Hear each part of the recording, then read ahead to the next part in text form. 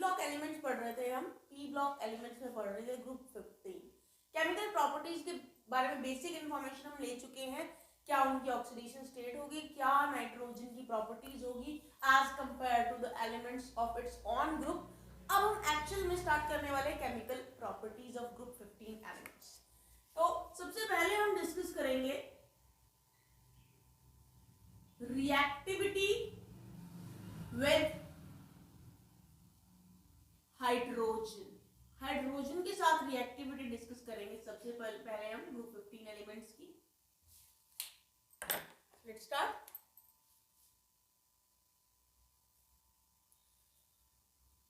All the elements of this group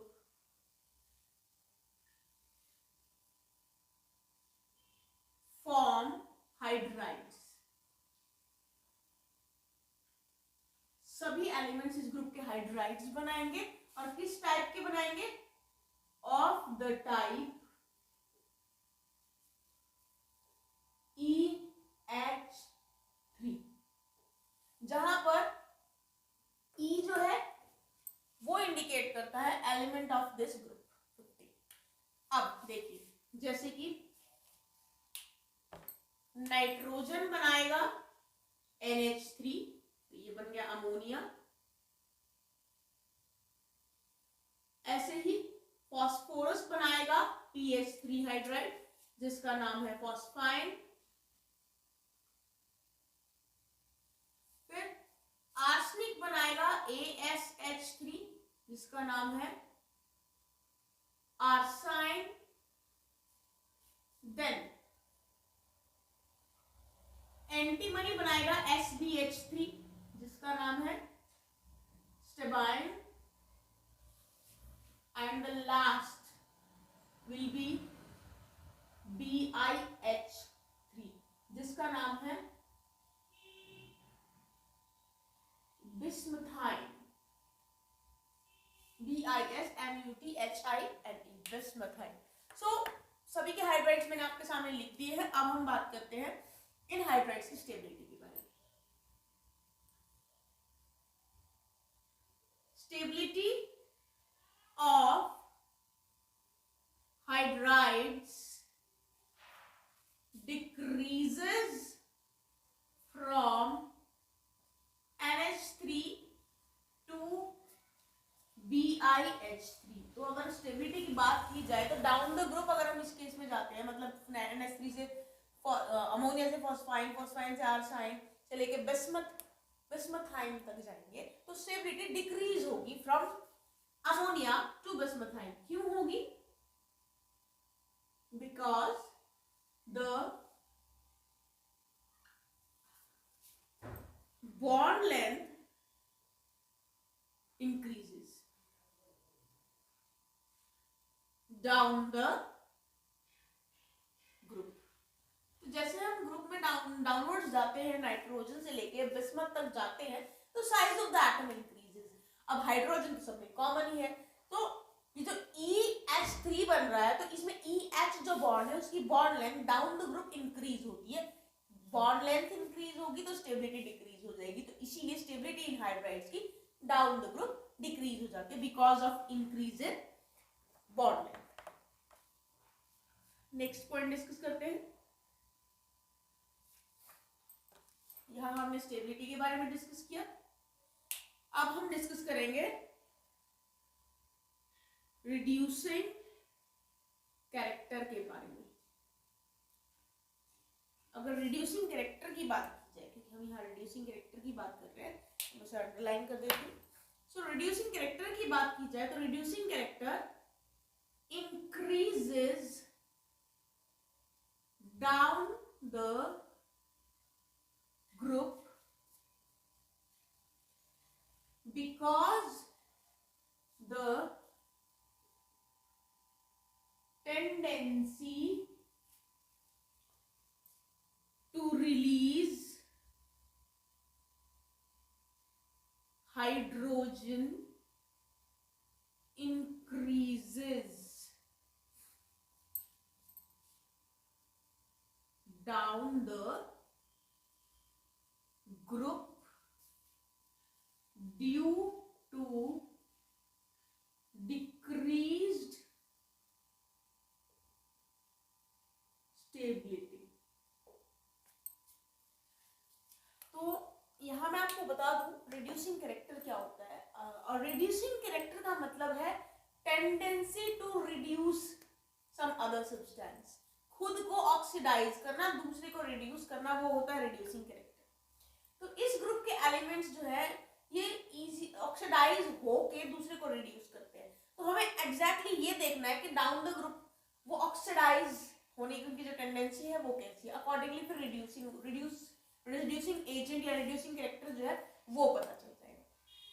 यहाँ पे इनके पास है हाइड्रोजन, तो removal of hydrogen is oxidation. तो डाउन द ग्रुप क्योंकि स्टेबिलिटी डिक्रीज हो जाती है तो टेंडेंसी टू रिलीज हाइड्रोजन बढ़ जाएगी, क्योंकि स्टेबिलिटी घटेगी तो बॉन्ड टूटेगा, बॉन्ड टूटेगा तो हाइड्रोजन रिलीज होगा, हाइड्रोजन रिलीज होगा तो वो ऑक्सीडाइज होगा इजीली, और ऑक्सीडाइज इजीली होगा तो वो रिड्यूसिंग कैरेक्टर उसका ज्यादा होगा। तो इस तरह से ये एक दूसरे से रिलेटेड है। तो हम यहाँ कह सकते हैं कि जो अमोनिया है NH3 जो सबसे पहले है वो एक माइल्ड रिड्यूसिंग एजेंट है, एक माइल्ड हल्का रिड्यूसिंग एजेंट है ये। On the other hand last में जो बिस्मथाइन होता है BiH3 बिस्मथाइन, ये स्ट्रॉन्गेस्ट रिड्यूसिंग एजेंट है, स्ट्रॉन्गेस्ट रिड्यूसिंग एजेंट है। तो ये रिड्यूसिंग कैरेक्टर की बात होगी। नेक्स्ट पॉइंट डिस्कस करते हैं। Next point is related to the basicity.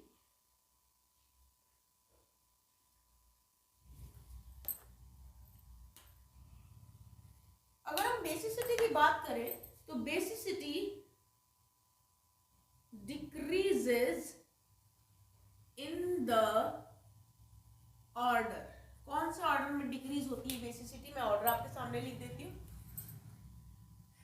NH3 सबसे ज्यादा बेसिक है, उससे कम फॉस्फाइन, देन आर्साइन, देन स्टेबाइन,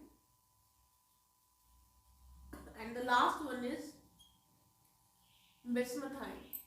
तो इनफैक्ट अगर मैं कंपेयर करूँ इन दोनों की तो हम इसके लिए ये साइन यूज कर सकते हैं। ये ज्यादा तो होगी इसकी बेसिसिटी, लेकिन नियर अबाउट भी है, ज्यादा क्लोज ही है, इन दोनों की बेसिसिटी लगभग बराबर ही है।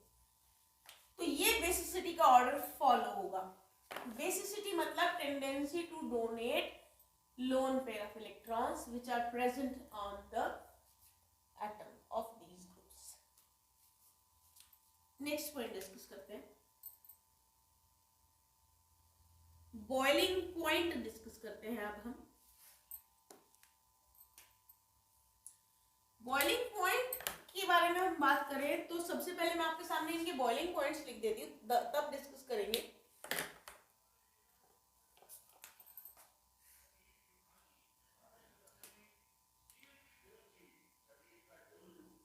अमोनिया का बॉइलिंग पॉइंट है 238.5 केल्विन। देन फॉस्फाइन का बॉइलिंग पॉइंट है 185.5 केल्विन। देन आर्साइन ASH3 का बॉइलिंग पॉइंट है ASH3 का बॉइलिंग पॉइंट है 210.6 केल्विन। देन SbH3 स्टेबाइन जो है इसका बॉइलिंग पॉइंट है 254.6 kelvin and the last one is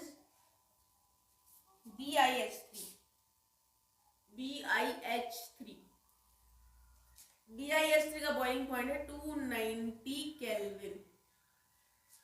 now boiling point के अब डिस्कस करते हैं ट्रेंड के बारे में। सो बॉइलिंग पॉइंट इज एक्सपेक्टेड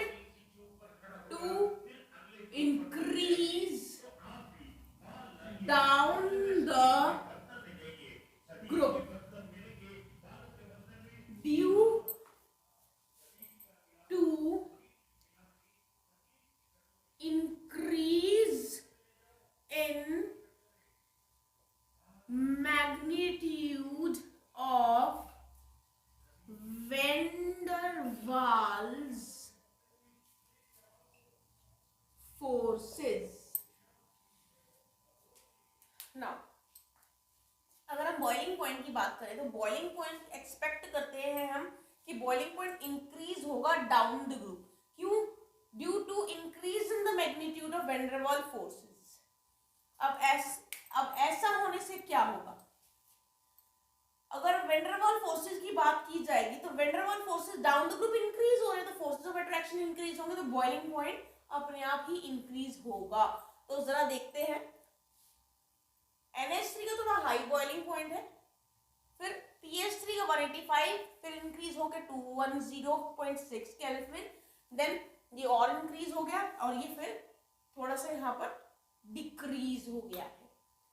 तो एक्सपेक्टेशन तो यहाँ पर पूरी हो रही है। तो यहाँ पे जो एक्सपेक्टेशन से अलग है उसके बारे में डिस्कस करते हैं अपन।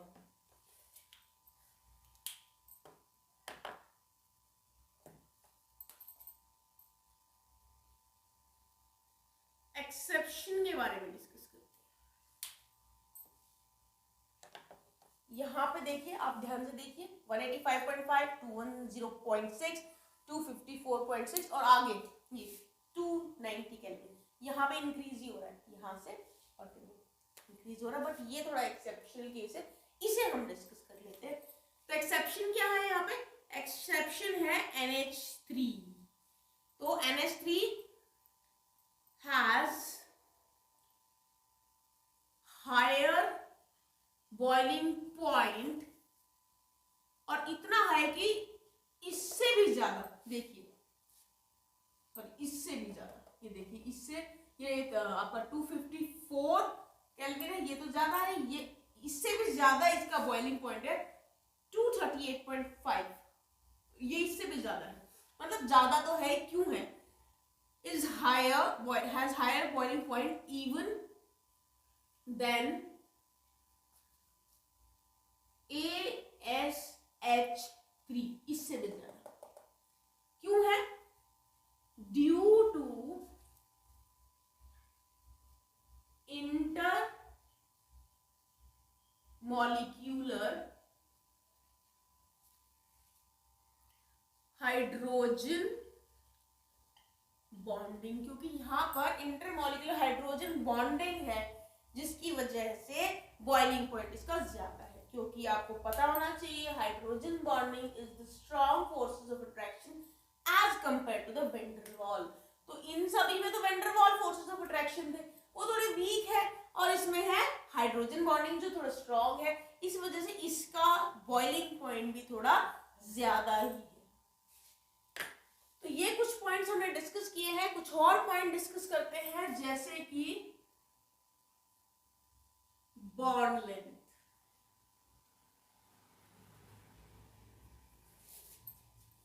इसे आगे लिखते हैं।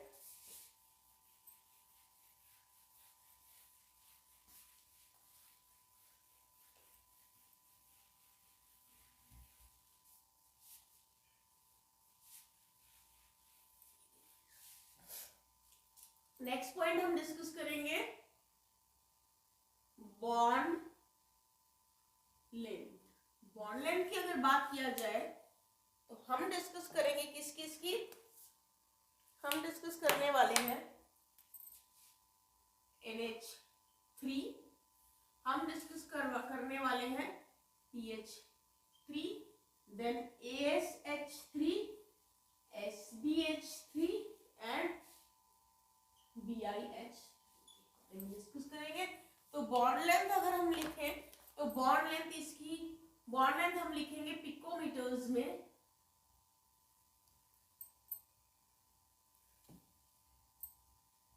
पिकोमीटर्स में बॉन्ड लेंथ अगर अमोनिया की लिखते हैं तो ये होगी 101.7 NH बॉन्ड की बॉन्ड लेंथ। देन PH3 के केस में होगी 141.9 picometres, then here 151.9 picometres, then इसके बाद आपकी आ जाएगी 170.7 पिकोमीटर्स। इसकी नहीं लिखेंगे हम बॉन्ड लेंथ, क्योंकि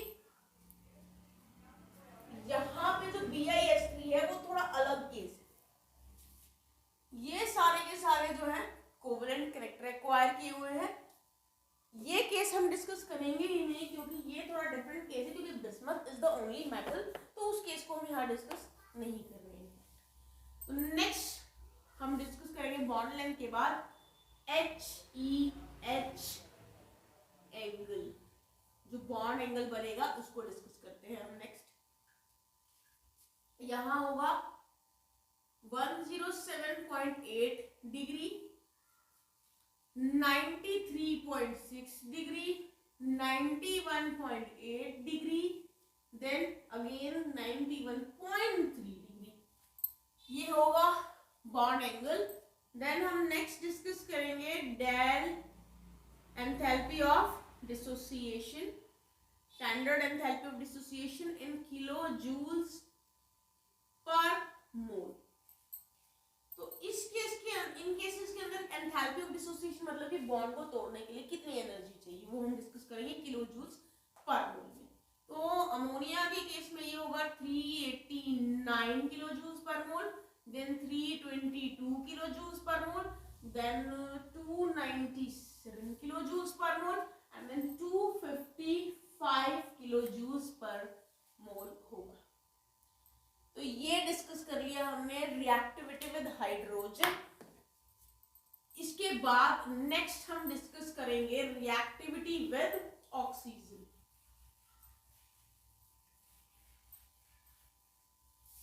now next we have to discuss reactivity with oxygen. Reactivity with oxygen discuss करेंगे ना। इसमें भी हम सबसे पहले टाइप्स डिस्कस करेंगे, वो किस टाइप के ऑक्साइड्स बनाते हैं।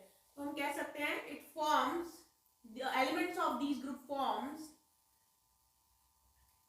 Two types of oxides. दो तरह के ऑक्साइड्स बनते हैं, एक E2O3 टाइप और दूसरा है E2O5 टाइप।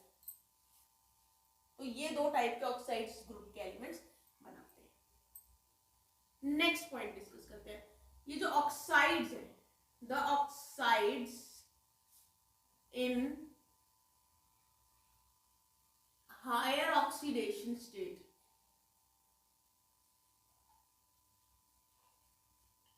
ये है हायर ऑक्सीडेशन स्टेट वाला।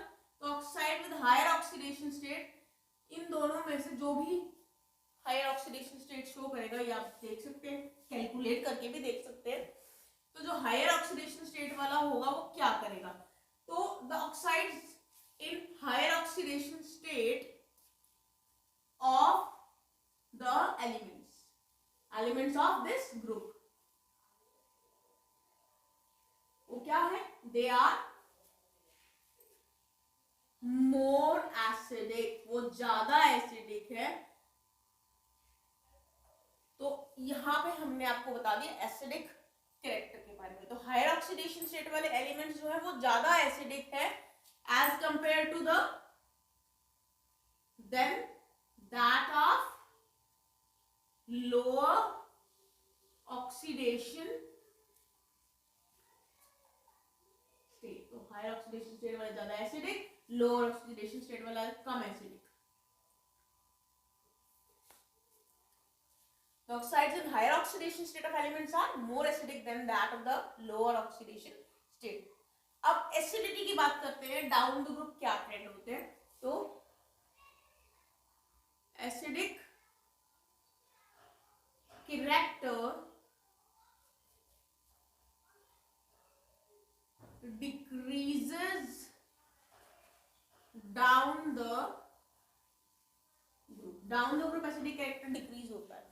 क्योंकि मैं आपको एक चीज हमें बताना चाहती हूँ कि नॉन मेटेलिक ऑक्साइड्स होते हैं वो एसिडिक नेचर के होते हैं। तो स्टार्टिंग के जो है नॉन मेटेलिक ऑक्साइड्स ही बनाएंगे, तो स्टार्टिंग में तो नॉन मेटल्स ही हैं। फिर आते हैं बीच में एम्फोटेरिक ऑक्साइड्स आएंगे, क्योंकि बीच में मेटलॉइड्स आते हैं इस ग्रुप के अंदर, तो वो एम्फोटेरिक ऑक्साइड्स बनाएंगे। और डाउन द ग्रुप बिल्कुल आता है बिस्मथ, जो कि मेटल है, तो वो मेटेलिक ऑक्साइड बनाएगा, तो वो बेसिक कैरेक्टर का होगा। तो आप देख सकते हो डाउन द ग्रुप इसीलिए एसिडिक कैरेक्टर घटता जा रहा है, फिर एसिडिक होगा, फिर एम्फोटेरिक होगा, फिर वो बेसिक आ जाएगा। तो ये ट्रेंड फॉलो होगा एसिडिक कैरेक्टर के केस। नेक्स्ट पॉइंट डिस्कस करते हैं, oxides of the type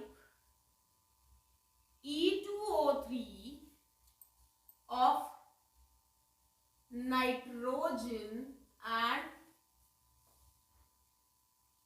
phosphorus are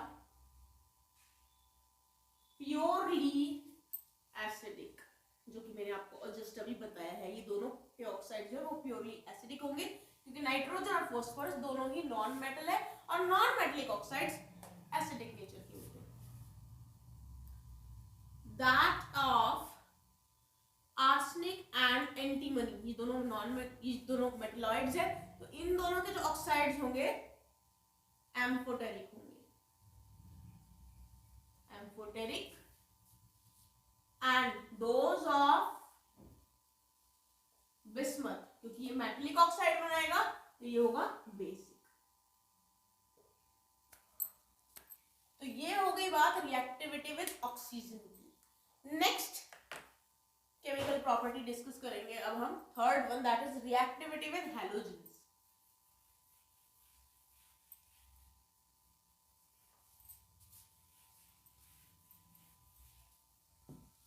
Now the third one is reactivity with halogens.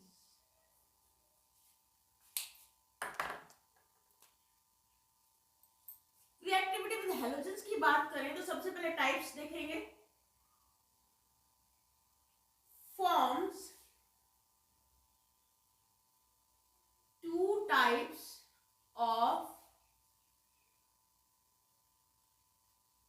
halide, halides, halogens के कंपाउंड्स को हैलाइड्स कहते हैं। कौन से दो? EX3 और EX5। इसमें से जो नाइट्रोजन है, इन एलिमेंट्स में से जो नाइट्रोजन है, nitrogen does not form penta halide, nitrogen penta halide नहीं बनाता, मतलब कि EX5 टाइप का हेलाइड नहीं बनाता है। Reason? Due to the non availability of d orbital, due to the non availability of d orbital. इसके पास d ऑर्बिटल नहीं होता, इसीलिए पेंटाहेलाइड भी नहीं बनाता है। Now pentahalides are more covalent than trihalides. जो पेंटाहेलाइड्स है वो ज्यादा कोवेलेंट होते हैं, ट्राइहेलाइड्स कम कोवेलेंट होते हैं। तो ये पॉइंट भी आपको याद रखना है कि कौन ज्यादा कोवेलेंट है, कौन कम कोवेलेंट है। सो ऑल द ट्राइहेलाइड्स, तो सारे के सारे जो ट्राइहेलाइड्स है, except those of nitrogen are stable. Nitrogen को छोड़ के सारे ट्राइहेलाइड स्टेबल है, नाइट्रोजन का ट्राइहेलाइड भी स्टेबल नहीं है। तो ये भी आपको याद करना है। In case of nitrogen only NF3 is known. जैसे कि मैंने आपको बताया नाइट्रोजन का ट्राइहाइड्राइड जो है स्टेबल नहीं है, कम स्टेबल है, तो सिर्फ NF3 एक ऐसा नाइट्रोजन का ट्राइहाइड्राइड है जो स्टेबल है, जो नोन है, known to be stable. Now trihydrides of BiF3, जो आपका बिस्मथ मेटल है उसका जो ट्राइहाइड्राइड बनेगा आर predominantly covalent in जो आपका ट्राइहलाइड है ये कोवेलेंट नेचर का है। ट्राइहलाइड जो है BiFS3 का नहीं, जो ट्राइहलाइड है एक्सेप्ट BF3, इसको छोड़ के BF3 को छोड़ के सारे के सारे कोवेलेंट है, सिर्फ BF3 आयनिक नेचर का है। बाकी सारे के सारे जो एलिमेंट्स हैं जो ट्राइहलाइड बनाते हैं वो सारे कोवेलेंट नेचर के होते हैं, क्योंकि बिस्मथ मेटल है तो उसका ट्राइहलाइड जो BiF3 बनेगा वो आयनिक नेचर का होगा, वो कोवेलेंट नेचर का नहीं होगा। So this was the reactivity with halogens. Now the last chemical reactivity of the group 15 we are going to discuss with metals now. Reactivity with metals. Fourth one we are going to discuss now. Now fourth one is reactivity with metals. So all these elements, सारे के सारे elements जो हैं ये react करते हैं with metals, metals के साथ सब रिएक्ट करते हैं टू फॉर्म देयर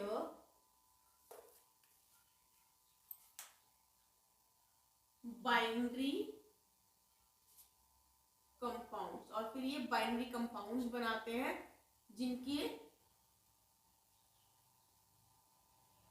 जो एग्जिबिट करते हैं -3 ऑक्सीडेशन स्टेट, जैसे कि आपका है Ca3N2 जो है कैल्शियम नाइट्राइड, फिर है आपका Ca3P2 जो है कैल्शियम फॉस्फाइड, फिर है आपका Na3AS2, तो ये है आपका सोडियम आर्सेनाइड, ये है आपका सोडियम आर्सेनाइड। नेक्स्ट वन है आपका Zn3Sb2, ये आपका है जिंक एंटीमोनाइड, फिर है एक आपका Mg3Bi2, ये है मैग्नीशियम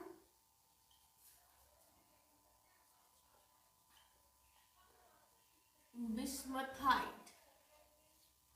ये इस टाइप के आपके मेटल के साथ ये कंपाउंड्स बनाते हैं जिसमें आपके ग्रुप 15 एलिमेंट की ऑक्सीडेशन स्टेट -3 होगी। ये हो गई आपकी केमिकल प्रॉपर्टीज। अब इसके रिगार्डिंग कुछ क्वेश्चंस करते हैं और फटाफट से उनको डिस्कस करते हैं। सबसे एक पहला क्वेश्चन है, PH3 has lower boiling point than NH3। ये मैंने बताया था आपको क्यों होता है, क्योंकि अमोनिया में होते हैं हाइड्रोजन बॉन्डिंग और इसमें होती है वेंडरवाल फोर्सेस वीक होते हैं इसलिए लो बॉइलिंग पॉइंट, और अमोनिया में इंटरमॉलिक्यूलर हाइड्रोजन बॉन्डिंग होती है वो स्ट्रॉन्ग होती है इसलिए इसकी हायर बॉइलिंग पॉइंट। ये क्वेश्चन का आंसर मैंने आपको बता दिया है, that is due to H bonding in NH3। This is the answer. Next question is, though nitrogen exhibit +3 oxidation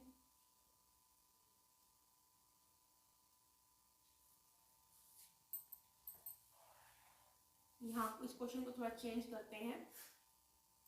why nitrogen does not form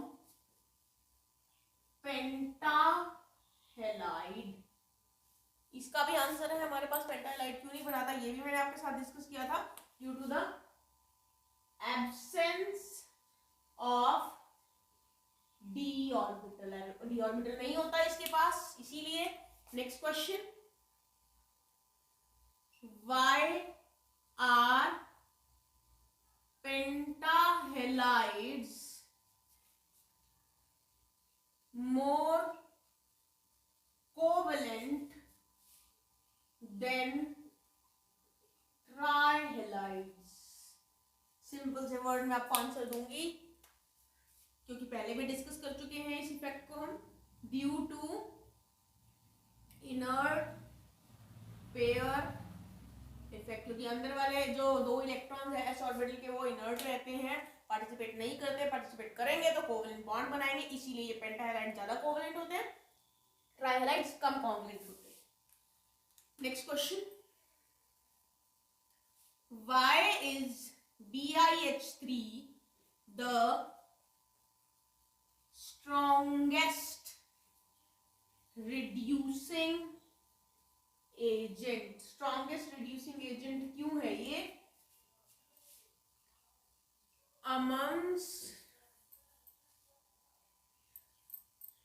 among all the hydrides of group 15 elements, सिर्फ BiH3 जो है, जो last में है, वो reducing agent strong क्यों है? सारे के सारे हाइड्राइड जो ग्रुप 15 के होते हैं उसमें से क्यों है स्ट्रॉन्गेस्ट? क्योंकि इसकी BiH3 जो है स्ट्रॉन्गेस्ट रिड्यूसिंग एजेंट इसलिए है क्योंकि इट इज लेस स्टेबल, क्योंकि ये कम स्टेबल है। कम स्टेबल होने से इजीली ये हाइड्रोजन रिलीज करेगा, बॉन्ड लेंथ ज्यादा है, इसीलिए इजीली हाइड्रोजन रिलीज करेगा और एक स्ट्रॉन्गेस्ट रिड्यूसिंग एजेंट बनेगा, खुद ऑक्सीडाइज होके by donating a hydrogen. So this is all about the chemical properties of group